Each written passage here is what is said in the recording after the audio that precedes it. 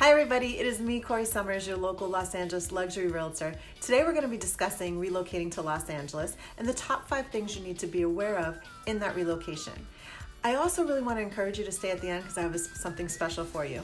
If you haven't already subscribed to my YouTube channel, please take a moment to do so. Click the subscribe button below as well as the bell for updates. I'll be right back.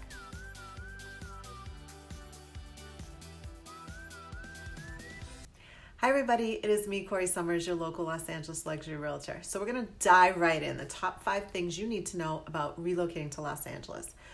First up is traffic. Traffic is a very real factor here in Los Angeles, mostly because Los Angeles is a very spread out city that is highly dense. Historically, it has really been an area that you needed a car. Things are changing a bit thanks to Uber and thanks to the Metro Rail, but you still need to factor traffic into where you're going to live versus where you're going to work.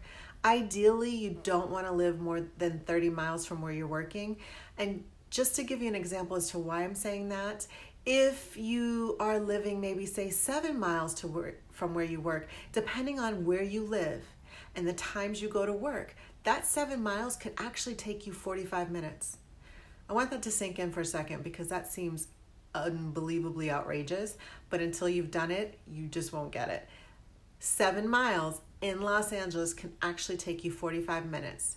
Of course, this is depending on the time that you work. So 2 things to keep in mind about traffic. 1, traffic is real. Where you're going to choose to move versus where you're working is something to really consider and discuss with your agent.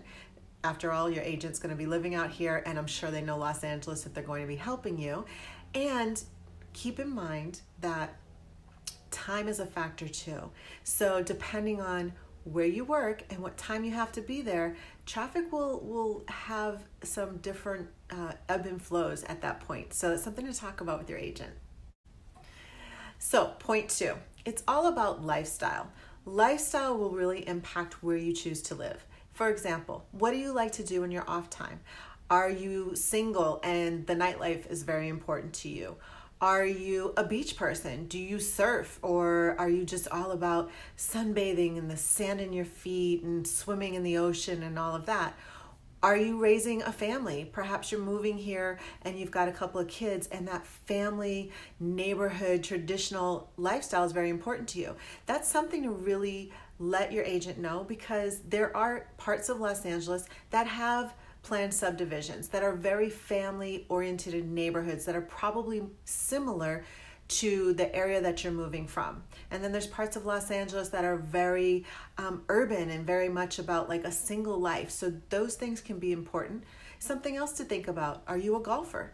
There's areas that if you move there, you could be within a 10-mile range of 4 golf courses versus being 20 miles from 1 golf course. So these are all things to just think about, make out your list, talk these things over with your agent so that you guys can figure an area that will work best for you.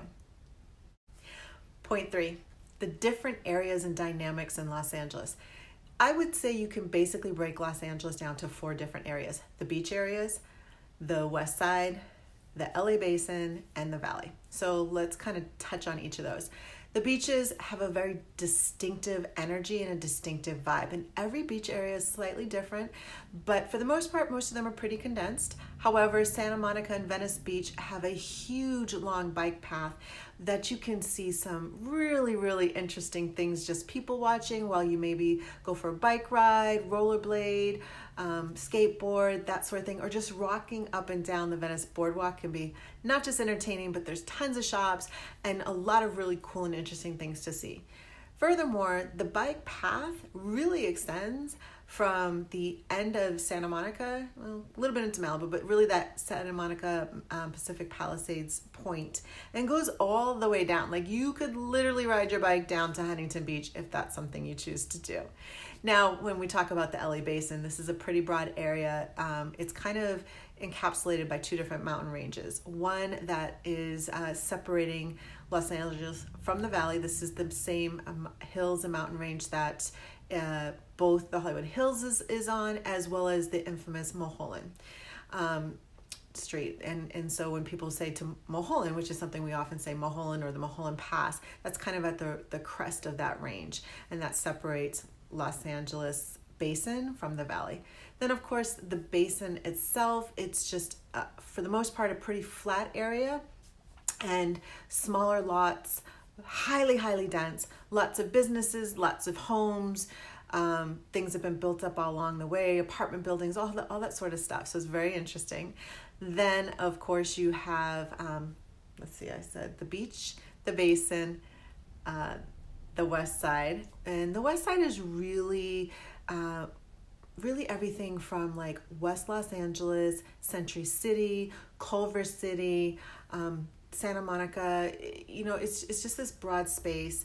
Inglewood has always been considered the west side. And these again are areas that are highly dense, smaller lots, lots of businesses, lots of shopping. I mean, shopping, restaurants, everything, everywhere, and lots of people. So now the valley's a little unique, and the valley, you know, can get teased. There was a movie out in the 80s, Valley Girl, and you know, there was a whole thing about people in the valley talk differently than on the west side and all of that. But the valley is just a little bit different in terms of it's more planned communities, more planned housing. There were subdivisions that were developed by builders all along the way. But it's also a very, it's this interesting combination of a family environment, traditional family neighborhoods, but there's still like lots to do. There's still lots of shopping. There's still lots of restaurants. There's a little bit of a nightlife. It's not quite the same as the West Side or what maybe Hollywood is famous for. It's a little bit different than that, but there's still things to do. So if you're maybe past 30 and you like to go out a little bit, but you don't necessarily want to be in the trendy clubs with everyone who's like 19 because they have a fake ID to 22, the valley might be a little bit more your scene. All right, so the fourth thing that you need to be aware of is your budget. Your budget is ultimately going to drive which part of Los Angeles you move to. So whether you're renting or purchasing, this is definitely a factor. There's certain parts of the city where rents are more expensive, and then certain parts where they're a little more affordable. Same is true when it comes to purchasing. Now, let's say you're coming from a part of the country where you have a beautiful 5-bedroom home on an acre lot that cost $500,000, and you're moving to Studio City. You are not going to get a home for $500,000 in Studio City, period. You're not going to get a home for $500,000 in Culver City, period. These are things to be aware of. But what does $500,000 get you in Studio City? Well, let's see. It might get you a 1-bedroom condo, perhaps something that needs a little work. Will it get you something on the west side? Perhaps in Culver City? A small 1-bedroom condo, something that's maybe like 500, 550 square feet that needs work, that's a possibility. But to match that 5-bedroom home that you have on a 1 acre, first and foremost, understand you're not going to get 5 bedrooms on a 1 acre unless you're moving to Malibu. That might be a possibility there. But a 5-bedroom home on less than a 1/4 acre, that is possible. So what does that mean? I'm going to just give you some prices based on new construction. 5-bedroom home, new construction in Sherman Oaks to Studio City is going to run you somewhere between $2.6 to $3.3 million. If that's the west side, it literally bumps up almost $1 million. So you could be looking at 3.2 million to 4.3 million. Something to be aware of. All right, so point 5 is the thing that pretty much everyone is well aware of. We have amazing weather and sunshine, and I like to put it that we really have sunshine about 300 days out of the year. Now with that comes certain things. In Southern California, and Northern California, all of California really, has more of a healthy lifestyle. You know, healthy food is more important. It impacts restaurants and fast food. We just have a little bit more of that. By the same token, we also have a lot more competition on every level. There will definitely be people out here that are smarter than you, that are more in shape than you, that are more driven than you, that are prettier than you or more handsome than you. And that's just something to understand. So depending on what you're coming here for, whether it's a job transfer, whether it's to fulfill a hope, whether it's you're fresh out of college, just know there's always someone that's a step above. But that never means that you should stop pursuing your dreams, your goals, or doing your very best. Now, before I get to the bonus item, there's something I want to bring up because this is something that truly, I think, affects people who are from the East Coast the most. So if you're from Boston, if you're from New York, if you're from Jersey, something to really, really know is that we have a very serious jaywalking law here in Los Angeles. And so what really, really hits people, and I see this all the time when tourists come to town, is this. If you are not waiting for a green light in a crosswalk and you cross the street on a red, or you cross the street before the crosswalk, just know you will end up getting a ticket. Yeah, I said that. You'll get a jaywalking ticket. And this is very hard for people that are from New York, Boston, especially because you're used to crossing the crosswalk before the light turns green, and you're used to crossing outside the crosswalk. That is a huge no-no here. I warn you of this so that you don't end up with like a $300 to $500 ticket. It is not fun, it is not pretty, and it is surely something that can ruin a day or a vacation, or if you're out here trying to get situated to move your family here, it could just put a huge damper on things. So just heed that little warning. I want to thank you for staying to the very end, and I have actually a relocation guide that gives even some more information than what I've just gone through right now in this video. All you have to do is follow that link below, click it, and you'll get your relocation guide. Thank you so much for tuning in today.